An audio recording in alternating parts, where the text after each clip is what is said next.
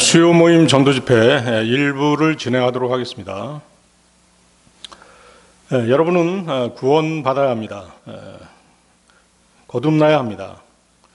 구원이니 거듭남이니 하는 용어들이 지금은 어색하고 생소하게 들릴 것입니다.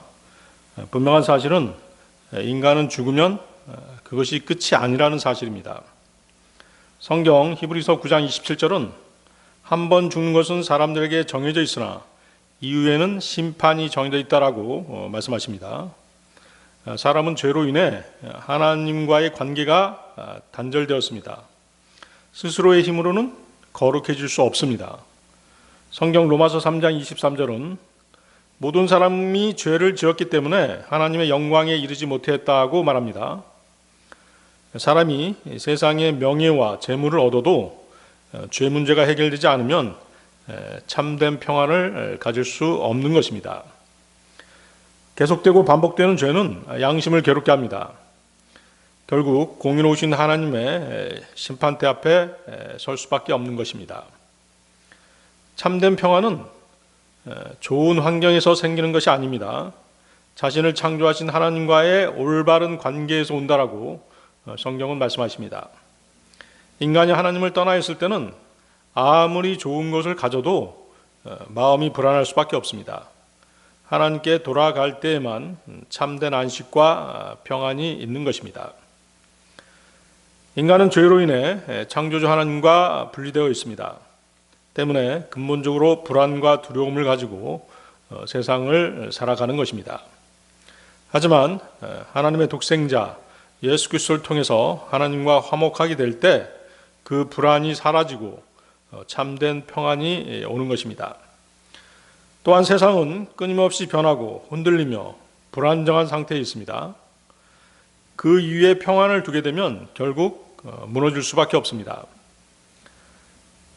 하지만 변치 않으시는 하나님을 신뢰할 때 흔들리지 않는 평안을 누릴 수 있는 것입니다. 따라서 성경이 말하는 참된 평안은 자신이 처한 상황이나 환경, 조건이 아닙니다. 하나님과의 관계를 회복하고 그분을 신뢰하는 데서 오는 것입니다. 지금의 세상을 보십시오. 전쟁과 재난이 끝이지 않습니다. 소란과 무질서, 거짓, 부정부패와 범죄가 판을 칩니다. 사람의 슬픔은 계속되고 그들의 눈물은 마를 날이 없습니다. 어느 정도 인생을 산 사람은 세상 삶이 덧없다는 것을 느낄 것입니다. 전도서 1장 2절은 이렇게 말씀하십니다. 헛되고 헛되며 헛되고 헛되니 모든 것이 헛되도다. 사람은 잠시 살다가 사라지지만 사람의 영과 혼은 영원합니다. 하나님의 독생자 예수님께서는 이렇게 말씀하셨습니다. 마가복음 8장 36절인데요. 사람이 온 세상을 얻고도 자신의 혼을 잃는다면 그것이 그에게 무슨 유익이 있겠느냐. 인간은 하나님의 형상을 따라 창조되었습니다. 그렇기에 영과 혼과 몸을 가진 존재입니다. 성경은 사람을 영혼, 몸 세 부분으로 설명합니다. 데살로니가 전서 5장 23절인데요. 우리 주 예수 그리스도의 오심까지 너희의 온 영과 혼과 몸이 비난받을 것이 없게 보존되기를 내가 하나님께 기도하노라. 사람의 육신은 죽게 되면 땅에 묻혀 썩게 됩니다. 생명의 근원이신 하나님께서 주신 영은 하나님께로 돌아갑니다. 영, 스피리트죠. 영이 하나님께 돌아간다는 것은 영이 하나님께 다시 흡수된다든가 안식한다는 그런 의미가 아닙니다. 하나님의 심판 아래로 들어간다는 뜻입니다. 사람은 죽을 때 영과 혼이 육체와 분리가 됩니다. 살아있는 동안에 자신의 죄 문제를 해결하지 못한 영과 혼은 그 죄로 인해서 하나님의 엄중한 심판을 받아야만 됩니다. 그리고 영원한 형벌에 들어가게 되는 것입니다. 하나님께로부터 왔고 하나님을 인식하고 반응하는 인간 안의 생명의 핵심이 바로 영입니다. 반면 혼은 몸의 형태입니다. 소울이죠. 바딜리 쉐이프입니다. 몸의 형태와 비슷하게 생긴 것입니다. 몸의 형태인 것이죠. 바딜리 쉐이프. 여러분들 옷 만드는 사람들, 옷 만드는 직업을 가진 분 계시면 옷을 디자인할 때 본을 뜬다고 하죠. 바로 그렇습니다.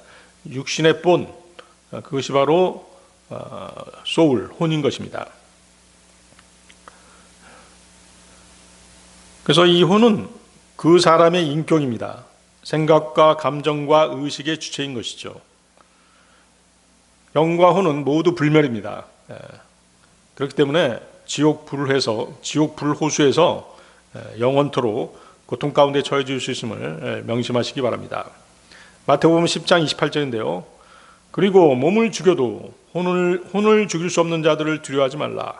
반면 혼과 몸 모두를 지옥에서 파괴시킬 수 있으신 그분을 오히려 두려워하라. 이 말씀들에 따라 영과 혼의 구원보다 더 중요한 것은 없는 것입니다. 어머니의 몸을 통해서 태어나는 것이 첫 번째 출생, 즉 육신적인 출생입니다. 그러나 우리 인간은 다시 한번 하나님의 말씀으로 태어나야 된다라고 성경은 말씀하십니다. 요한복음 3장 5절 7절 말씀인데요. 요한복음 3장 5절에서 7절 말씀. 예수님께서 이같이 대답하셨느니라. 진실로 진실로 내가 너에게 말하노니 사람이 물로 태어나고 또 성령으로 태어나지 아니하면 그는 하나님의 왕국 안으로 들어갈 수 없느니라. 육에서 태어나는 것은 육이요 성령께로부터 태어나는 것은 영이라. 내가 너희가 반드시 다시 태어나야만 하리라 하고 말한 것을 이상히 여기지 말라. 자, 여기 보면 이제 물로 태어나는 것이 있고 성령으로 태어나는 것이 있죠. 그러면 물로 태어나는 것은 무엇이고 성령으로 태어나는 것은 무엇일까요?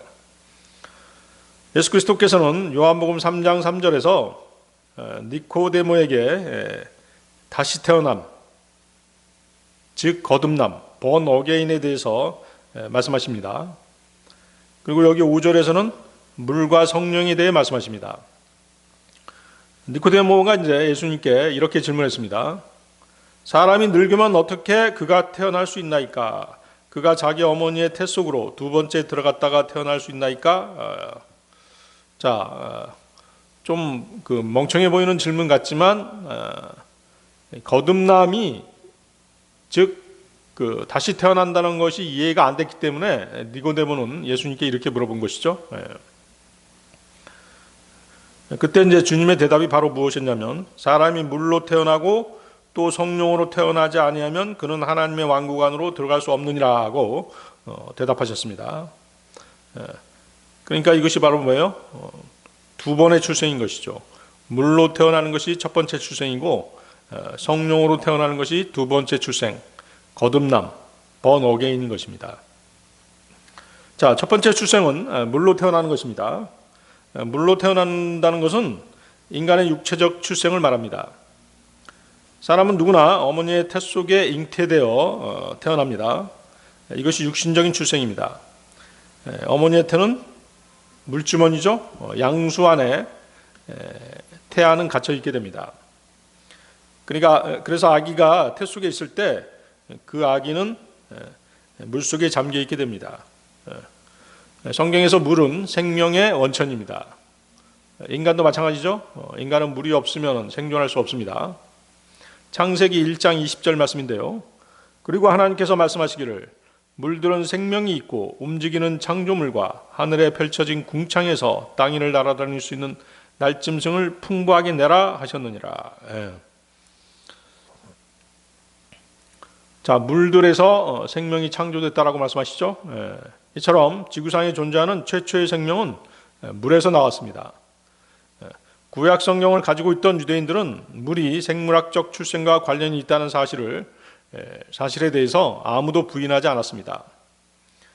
그들은 이 사실을 성경에서 배웠던 것입니다. 아기는 어머니의 뱃속 양수에 담겨 있다가 달이 차면 양수가 터지면서 세상 밖으로 나오는 것입니다.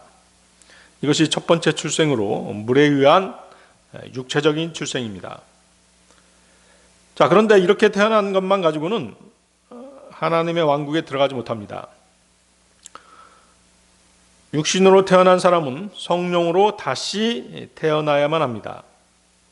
그래야 하나님의 왕국에 들어갈 수 있습니다. 그 두 번째 출생이 바로 성령으로 태어나는 것입니다. 성령으로 태어나는 것은 하나님의 말씀을 받아들이는 것, 즉 하나님의 말씀을 믿는 것과 관련이 있습니다. 잘 들어주십시오. 성령으로 태어나는 것은 하나님의 말씀을 믿는 것과 관련이 있다. 자, 거기 다시 보십시오. 성령으로 태어나는 것은 영이라. 성령께로부터 태어나는 것은 영이라. 거듭나게 되면, 다시 태어나게 되면 죽었던 영이 다시 살아나는 것입니다. 인류의 조상 아담이 범죄한 후로 인간은 영이 죽은 채로 태어나게 되었습니다. 영이 죽었다라고 하는 것은 하나님과의 관계가 단절된 채로 태어나는 것을 의미합니다. 물론 그것은 죄 때문입니다. 하나님께서는 거룩하신 분이기 때문에 죄인들을 미워하십니다. 죄를 미워하십니다. 죄인들과 관계하지 않으십니다. 이사야서 59장 2절인데요. 오직 너희의 죄악들이 너희와 너희 하나님 사이를 분리하였고 너희 죄들이 그의 얼굴을 너희에게서 숨겼으니 그가 듣지 아니하시리라. 하나님께서는 처음 인간을 하나님의 형상으로 지으셨습니다. 창세기 1장 27절인데요. 그렇게 하여 하나님께서 자기 자신의 형상대로 사람을 창조하셨으니 그분께서 그를 하나님의 형상대로 창조하셨더라. 그분께서 그들을 남성과 여성으로 창조하셨더라. 첫사람 아담이 범죄한 후에 인간은 하나님의 형상을 잃어버리게 됩니다. 창세기 5장 3절입니다. 그런즉 아담이 130년을 살았으며 자기 자신과 같은 모습대로 자기 형상을 따라 한 아들을 낳았으니 그의 이름을 셋이라 불렀더라. 아담은 하나님의 형상이 아닌 하나님의 형상으로 태어났지만, 만들어졌지만, 창조되었지만 그의 후손은 하나님의 형상이 아닌 자신의 형상대로 후손들을 낳았던 것입니다. 왜 그렇게 되었을까요? 바로 죄 때문에 그렇게 된 것입니다. 이것이 바로 인간이 죄로 인해 하나님과 단절되어 있다는 증거인 것이죠. 이러한 단절된 하나님과의 관계를 회복하는 방법은 다시 태어나는 것입니다. 거듭나는 것입니다. 하나님과 단절되었던 영이 다시 하나님과 관계가 이어지는 것입니다. 관계가 연결되는 것입니다. 이 거듭남은 성령님을 통해서 이루어지는 것입니다. 성령께로부터 태어나는 것은 영이라. 따라서 거듭난다는 것은 성령님의 도우심으로 영이 살아나서 하나님과의 관계가 회복되는 것을 의미합니다. 하나님과의 관계가 회복된 사람은 하나님을 아버지라고 부를 수 있습니다. 그분께 기도할 수 있습니다. 그분과 성경 말씀을 통해 교제할 수 있습니다. 따라서 거듭남은 전 인격에 걸쳐 일어나는 구원의 시작인 것입니다. 그 결과 혼이 점진적으로 변화되는 것입니다. 야고보서 1장 21절인데요. 이러한 이유로 모든 더러움과 넘쳐나는 간악함을 치워버리고 접목된 말씀을 온유함으로 받아들이라. 그 말씀은 너희의 혼들을 능히 구원할 수 있느니라. 말씀이 혼들을 구원한다고 말씀하시죠. 세상에서의 어떤 성공, 그런 것들은 죽음 앞에서 아무 쓸모가 없습니다. 그렇죠? 하지만 구원은 죽음 이후까지 이어집니다. 인간은 스스로를 구원할 수 없기 때문에 반드시 하나님의 은혜에 의지해야 됩니다. 하나님의 독생자 예수님께서는 나는 길이요 진리요 생명이라 나로 말미암지 않고는 아버지께로 올 자가 아무도 없느니라고 요한복음 14장 6절에서 말씀하셨습니다. 그래서 여러분은 하나님께 갈 수 있는 유일한 길인 예수님이 어떤 분인지 알게 되면 구원을 받을 수 있는 것입니다.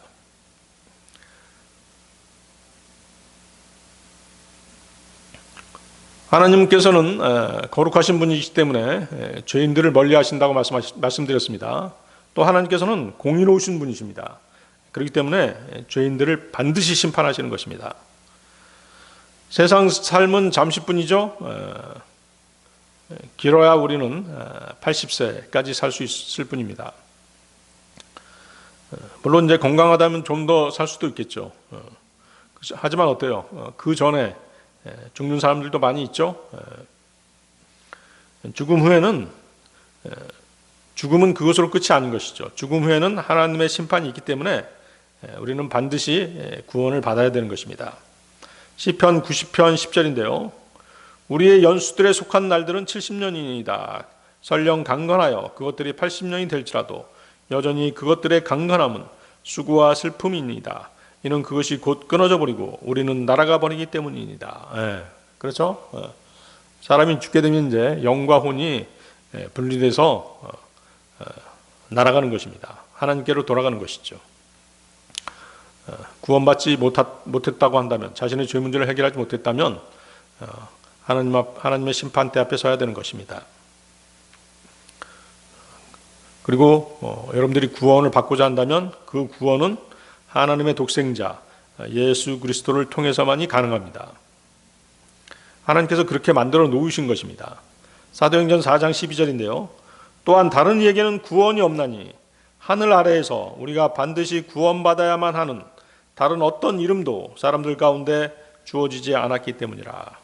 예수 그리스도라고 하는 그분만을 통해서 구원받도록 하나님께서 그렇게 장치를 해놓으신 것입니다. 예수라고 하는 이름은 자기 백성을 구원할 자라는 뜻입니다. 마태복음 1장 21절에 나와 있죠.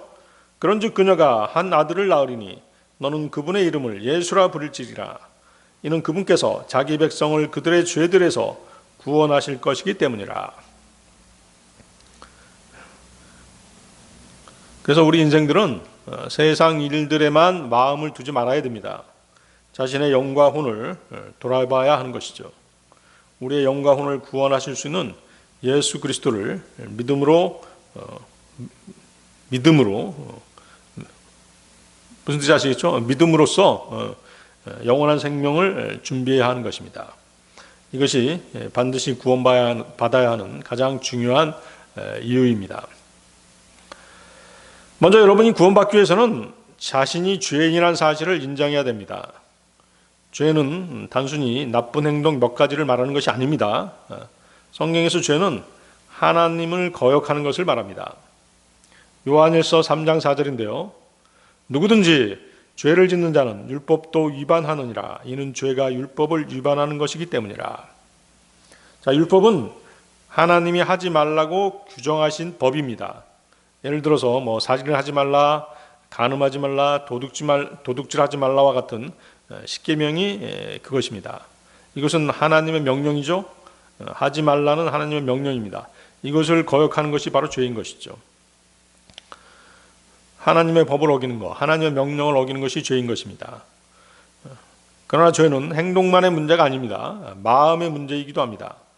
예수님께서는 마태복음 15장 18, 19절에서 이렇게 말씀하십니다. 그러나 입에서 나오는 그러한 말들은 마음에서 나오는 것이라. 그리하여 그것들이 그 사람을 더럽히느니라. 이는 마음에서 악한 생각들, 살인들, 간음들, 음행들, 도둑질들, 거짓 증거, 신성모독들이 나오기 때문이라. 즉 죄는 마음에서부터 시작되는 것입니다. 누가복음 6장 45절인데요. 선한 사람은 자신의 마음속 선한 보물 창고에서 선한 것을 내느니라.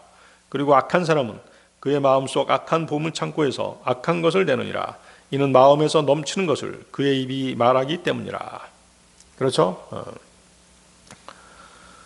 또 죄는 창조주 하나님보다 자신을 더 사랑하는 것입니다. 로마서 3장 23절인데요. 이는 모든 사람이 죄를 지었기 때문에 하나님의 영광에 이르지 못하다가. 사람은 자신을 지으신 하나님을 영화롭게 하기보다 자기 뜻대로 하려고 합니다. 이것이 죄의 뿌리인 것입니다. 또한 우리는 죄를 짓기 때문에 죄인이 되는 것이 아니라 이미 죄인이기 때문에 죄인으로 태어났기 때문에 죄를 짓는 것입니다. 시편 51편 5절이죠. 보소서 제가 죄악 가운데 형성되었으며 저희 어머니가 죄 가운데 저를 잉태하였나이다. 인간은 죄성을 지닌 채 태어난 것입니다. 그 죄는 인류의 조상 아담에게서부터 시작된 것입니다. 첫사람 아담의 죄가 모든 후손들에게 유전된 것입니다. 로마서 5장 12절인데요. 이런 이유로 한 사람으로 말미암아 죄가 세상 안으로 들어왔고 죄로 인하여 사망이 들어온 것과 같으니 그리하여 모든 사람이 죄를 지었으므로 사망이 모든 사람에게 전달되었느니라. 모든 사람이 죄 아래 놓여 있습니다. 그래서 죄는 우리의 본성 깊은 곳까지 영향을 미칩니다. 죄의 결과는 매우 심각합니다. 여러분들이 세상 살면서 그런 것들을 느끼고 있죠? 인간이 영원히 살지 못하고 죽는 이유가 바로 죄 때문인 것입니다. 모든 사람이 죄를 지었으므로 사망이 모든 사람에게 전달되었느니라. 죄는 하나님과의 관계를 끊고 영원한 멸망에 이르게 합니다. 그래서 우리는 죄를 가볍게 여기지 말아야 됩니다. 작은 죄라도 거룩하신 하나님을 거스르는 것이기 때문입니다. 죄는 하나님을 거역하고 자신을 높이는 마음에서 나옵니다. 그렇죠? 아담이 범죄한 이유가 뭐세요? 먹지 말라고 한 선악과를 따먹은 것이죠. 하나님의 명령을 어긴 것입니다. 자기가 높아지고 싶었기 때문에 선악과를 따먹게 된 것입니다. 은밀한 죄는 다른 사람에게는 보이지 않습니다. 하지만 하나님 앞에서는 분명한 죄입니다. 이스라엘 왕 다윗은 이렇게 기도했습니다. 시편 19편 12절인데요. 누가 자신의 과오들을 깨달을 수 있겠나이까? 당신께서 저를 은밀한 잘못들로부터 정결하게 하여 주소서. 사람이 겉으로는 점잖고 정숙하고 경건해 보여도 마음속에는 교만, 시기, 음욕, 탐심이 자리할 수 있습니다. 예수님께서는 외적인 행위 이전에 마음의 상태를 먼저 문제 삼으셨습니다. 마태복음 5장 28절인데요. 그러나 나는 너희에게 말하노니 누구든지 어떤 여자를 보고 그녀에게 정욕을 품는 자는 이미 자기 마음속으로 그녀와 간음한 것이라. 그렇죠? 우리가 실제 죄를 짓지 않는다고 하더라도 생각 속으로, 마음 속으로 죄를 범하는 것입니다. 그런 것들이 다 죄라는 것이죠.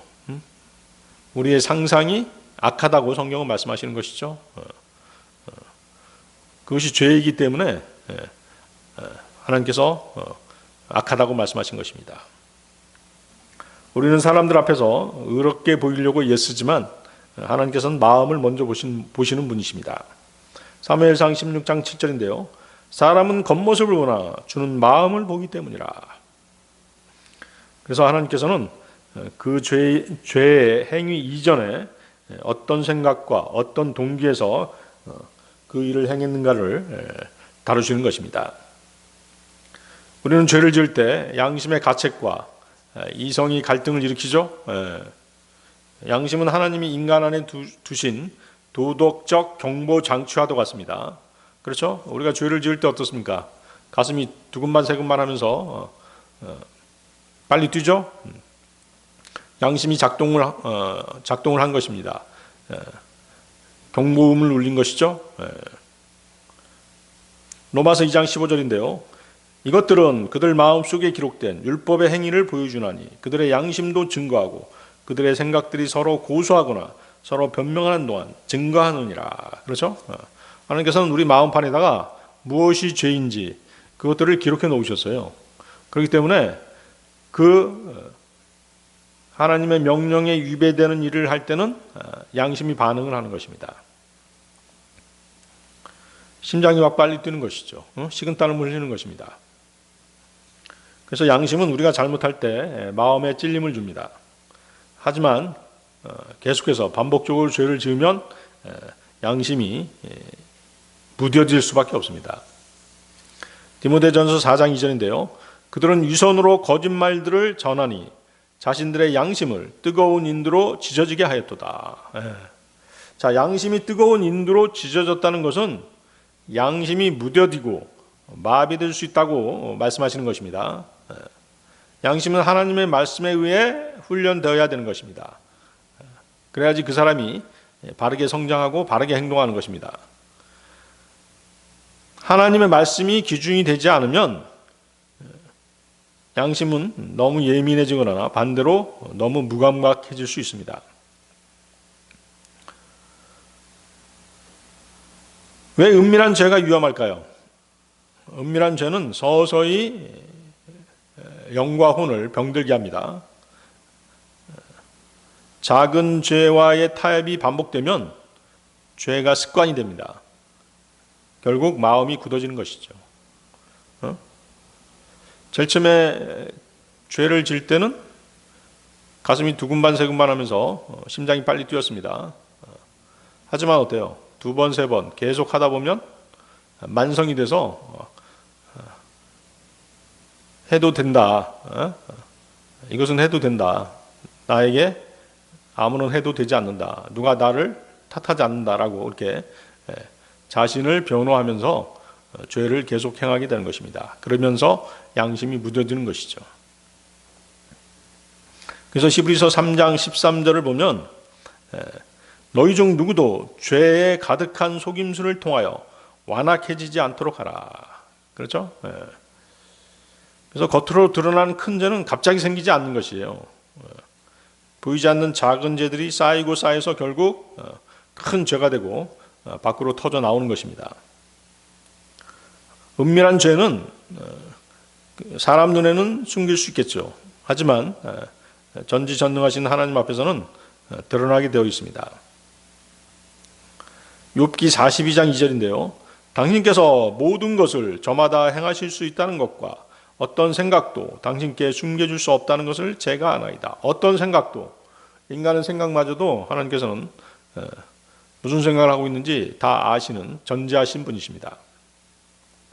그래서 양심은 죄를 경고하지만 하나님의 말씀으로 훈련이 되어 있지 않으면 양심은 무뎌질 수밖에 없는 것입니다. 그리고 죄를 짓는 것이죠. 그렇지만 거룩하시고 공의로우신 하나님께서는 죄를 결코 묵과하지 않으시는 분이십니다. 전도서 12장 14절인데요. 하나님께서 선이든 악이든 모든 은밀한 것과 더불어 모든 행위를 각각 심판으로 가져오실 것이기 때문이라. 반드시 심판받는 것입니다. 어느 날 한 남자가 건강검진을 받았습니다. 의사가 조심스럽게 말합니다. 지금 발견된 이 병은 초기이지만 치료하지 않으면 생명이 위험합니다. 그 말을 들은 남자는 짜증을 내면서 말합니다. 난 그런 진단을 믿지 않아요. 내 몸은 멀쩡해요. 나는 삼시세끼 잘 챙겨 먹고 아무 이상을 못 느낀단 말이에요. 그 남자가 진단 결과를 믿지 않는다고 해서 그 병이 사라질까요? 그렇지 않겠죠? 은밀히 지은 죄를 포함해서 모든 죄는 믿음의 여부와 상관없이 실제로 존재합니다. 오늘 우리가 다루는 죄, 심판, 영생, 지옥도 마찬가지입니다. 믿지 않는다고 없어지는 것이 아닙니다. 세상을 돌아보십시오. 온통 사건, 사고와 범죄로 가득합니다. 말 그대로 죄악 세상입니다. 여러분의 죄도 마찬가지입니다. 실제로 여러분은 죄를 지으며 살고 있고 앞으로 죄를 지으며 살 것입니다. 그래서 성경은 분명히 말씀하십니다. 로마서 3장 10절 12절인데요. 의로운 자는 없나니 없도다. 한 사람도 없도다. 이해하는 자도 없으며 하나님을 찾는 자도 없도다. 그들이 다 길에서 벗어났으며 그들이 함께 무익해졌도다. 선을 행하는 자가 없나니 없도다. 한 사람도 없도다. 죄는 살인과 같은 큰 범죄만을 말하는 것이 아닙니다. 창조주를 하나님으로 인정하지 않고 자신이 인생의 주인이 되려는 마음이 바로 죄인 것입니다. 공의로우신 하나님은 죄를 그냥 지켜보는 분이 아니십니다. 하나님은 사랑이시지만 동시에 의로우신 재판장이십니다. 자신을 정의롭다고 말하는 재판관이 범죄를 그냥 넘어간다면 그 재판관은 선하지 않은 것입니다. 그렇죠? 공의로우신 하나님의 심판의 결과는 무엇이겠습니까? 자신의 죄 문제를 해결하지 못하고 살다가 하나님의 심판을 받게 되면 그 결과는 무엇이겠습니까? 하나님의 독생자 예수님께서는 이 땅에 계시는 동안 지옥에 대해서 가장 많이 말씀하셨습니다. 여러분들이 알아야 될 게 성경 내용이 사실이면 지옥도 사실이고 천국도 사실입니다. 심판도 사실입니다. 여러분들이 구원받지 못하면 지옥 불호수에 던져진다는 것도 사실인 것이죠. 마태복음 25장 46절인데요. 그리하여 이들은 영원한 형벌 속으로 들어갈 것이나 의로운 자들은 영존하는 생명 속으로 들어가리라. 영원한 형벌과 영원한 생명을 말씀하시죠. 구원받은 사람은 영원한 생명, 영생을 얻습니다. 반면에 구원받지 못한 사람, 자신의 죄 문제를 해결하지 못한 사람은 영원한 형벌에 처해지게 되는 것입니다. 그 영원한 형벌을 받는 곳이 어디입니까? 바로 지옥 불호수인 것입니다. 마가복음 9장 43절에서 48절입니다. 자, 조금 길지만 읽어보도록 하겠습니다. 만일 너의 손이 너를 실족시키면 그것을 잘라내버리라. 내가 불구자가 되어 생명으로 들어가는 것이 두 손을 가진 채 결코 꺼지지 않을 불 속인 지옥으로 들어가는 것보다 나으리라. 그곳에는 그들의 구더기도 죽지 않고 불도 꺼지지 아니하느니라. 그리고 만일 너의 발이 너를 실족시킨다면 그것을 잘라내버리라. 내가 쩔뚝이며 생명으로 들어가는 것이 두 발을 가진 채 결코 꺼지지 않는 불 속인 지옥으로 던져지는 것보다 나으리라. 그곳에는 그들의 구더기도 죽지 않고 불도 꺼지지 아니하느니라. 그리고 만일 너의 눈이 너를 실족시킨다면 그것을 뽑아내버리라. 내가 한쪽 눈을 지닌 채 하나님의 왕국 안으로 들어가는 것이 두 눈을 가진 채 지옥 불 속으로 던져지는 것보다 나으리라. 그곳에는 그들의 구더기도 죽지 않고 불도 꺼지지 아니하느니라. 지옥은 하나님이 사람을 겁주기 위해서 만든 신화의 공간이 아닙니다. 지옥은 거룩하신 하나님과 영원히 분리되는 장소인 것입니다. 그곳에는 그들의 구더기도 죽지 않고 불도 꺼지지 아니하느니라. 인간의 혼이 구더기처럼 변해서 영원히 불타는 데가 지옥인 것입니다. 법정에서는 어떤 사람이 판사에게 이렇게 말합니다. 판사님, 저는 죄를 지었지만 좋은 일도 많이 했습니다. 자, 그 말을 들은 판사는 이렇게 대답합니다. 이곳은 당신이 한 선행을 심리하는 곳이 아닙니다. 당신이 저지른 죄를 판단하는 자리입니다. 하나님의 심판대 앞에서도 마찬가지입니다. 선행으로 자신의 죄값을 대신하지 못하는 것입니다. 자, 지금까지 말씀을 통해서 여러분은 자신이 죄인이라는 사실을 알았습니다. 이 중에는 이제 양심의 가책을 받은 사람도 있을 것입니다. 죄에는 반드시 심판이 따릅니다. 죄의 싹슨 사망이라고 성경은 밝히 말씀하십니다. 살아있는 동안에 자신의 죄 문제를 해결하지 못하면 그 심판의 결과는 지옥의 영원한 형벌이 기다리고 있는 것입니다. 계시록 20장 15절인데요. 누구든지 생명책 안에 기록된 것이 발견되지 않는 자는 불의 호수 속에 던져졌더라. 자신이 죄인이 아니라면 지금 이 자리에 앉아있을 이유가 없죠. 죄인이 아니고 죄가 없는데 구원받아야 할 이유가 무엇이겠습니까? 한 여행객이 차를 몰고 가는데 어떤 사람이 다급하게 손을 흔들면서 차를 세웠습니다. 그리고 그는 이렇게 말합니다. 저 앞에 길이 무너져서 계속 가다가는 큰 구렁텅이에 떨어지게 될 것입니다. 자, 이 말을 여러분이 들었다면 어떻게 하시겠습니까? 당연히 차를 돌려야 할 것입니다. 저는 지금 여러분의 앞길에 지옥 불호수로 떨어지는 낭떠러지가 있다라고 말씀드렸습니다. 여러분 어떻게 하시겠습니까? 발걸음을 돌려야 합니다. 어디로 돌려야 합니까? 바로 하나님께로 돌려야 하는 것입니다. 하나님께서는 여러분의 창조주이시고 또 심판주이십니다. 여러분이 마음을 하나님께로 돌리는 것, 그것이 죄에 대한 회개인 것입니다. 회개는 단순히 죄에 대해서 후회하는 것이 아닙니다. 회개는 방금 말씀드린 것처럼 방향 전환입니다. 방향을 트는 것입니다. 죄를 인정하고 죄를 미워하고 죄에서 돌아서서 하나님께로 향하는 것이 회개인 것입니다. 사도행전 17장 30절인데요. 이 무지의 시대들에는 하나님께서 눈 감아 주셨으나 이제는 모든 사람에게 회개하라고 곳곳마다 명령하시느니라.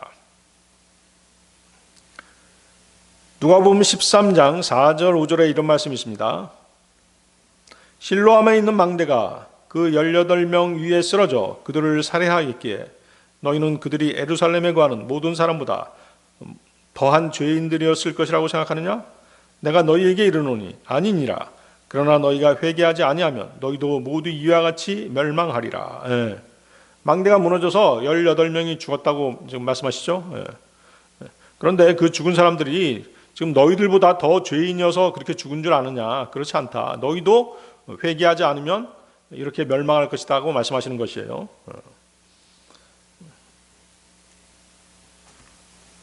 그래서 어떤 재난을 당한 사람들, 사건, 사고를 당한 사람들 있죠? 그것이 그 사람의 죄를 증명하는 사건이 아니라는 것이죠. 누구든 회개하지 않으면 멸망의 심판에 이를 수 있다는 것이 하나님의 경고인 것입니다. 따라서 누구든지 즉시 자신의 삶을 하나님께로 돌이켜야 되는 것입니다. 회개는 먼저 자신의 죄를 인정하는 것입니다. 죄를 변명하지 않는 것입니다. 하나님 앞에 자신이 죄인임을 시인하는 것입니다. 사도행전 3장 19절인데요. 그러므로 너희는 회개하라. 그리고 회심하라.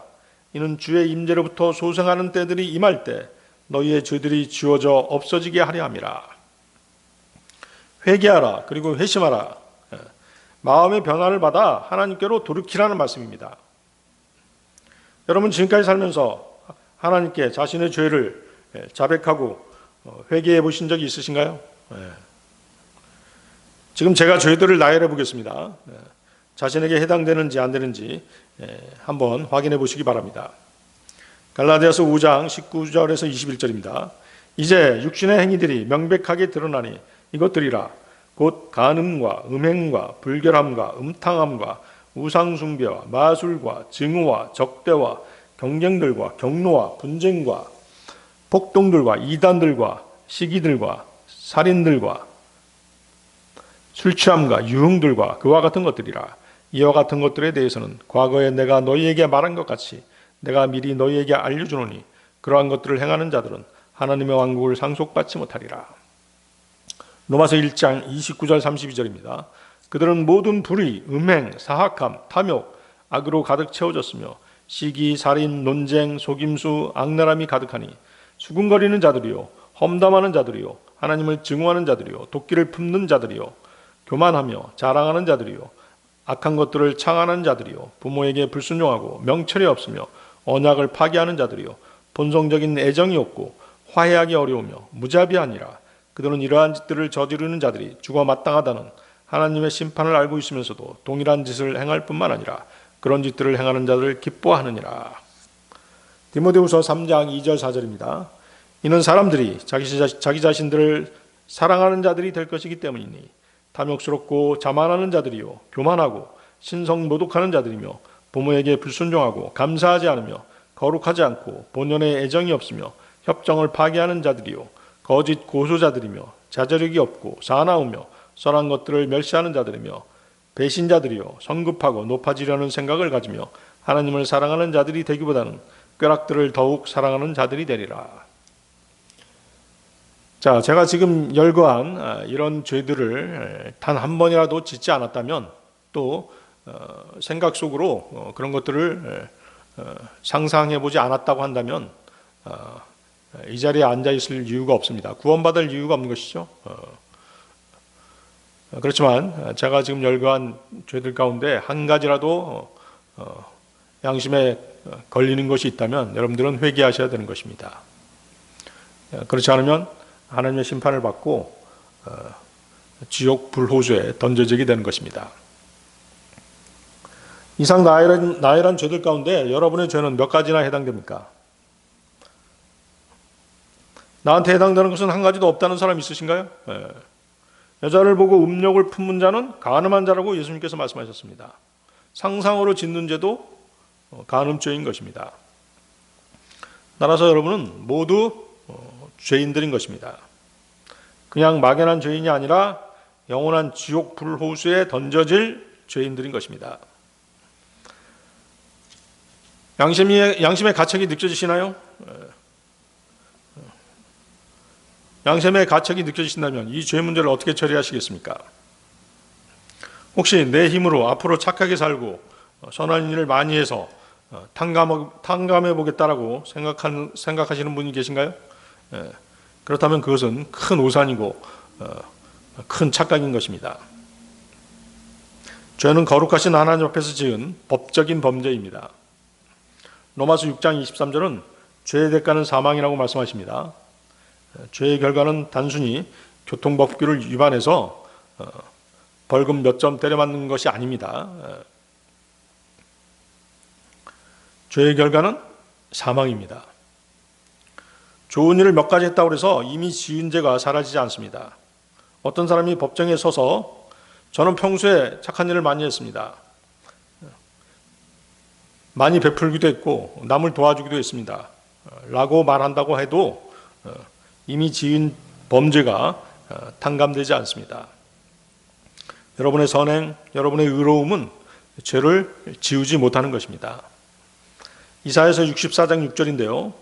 그러나 우리는 모두 불결한 것 같고 우리의 모든 의는 더러운 누더기들 같나이다. 그리고 우리는 모두 잎사귀같이 시드나이다. 그런즉 우리의 죄악들이 바람처럼 우리를 쓸어버렸나이다. 예, 인간의 의는 더러운 누더기 같다라고 말씀하시죠.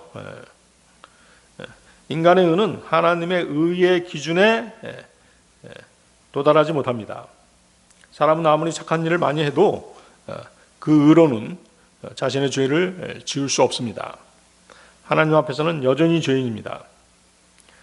법정에서 자신의 선행이 범죄를 없애지 못하는 것처럼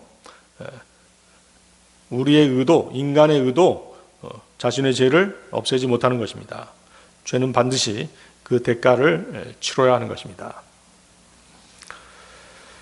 잠시 쉬었다가 2부를 진행하겠습니다. 쉬는 동안에 여러분들이 지금까지 지은 죄에 대해서 한번 회개하는 그런 시간을 반드시 가지시기 바랍니다. 잠시 쉬었다가 계속하겠습니다.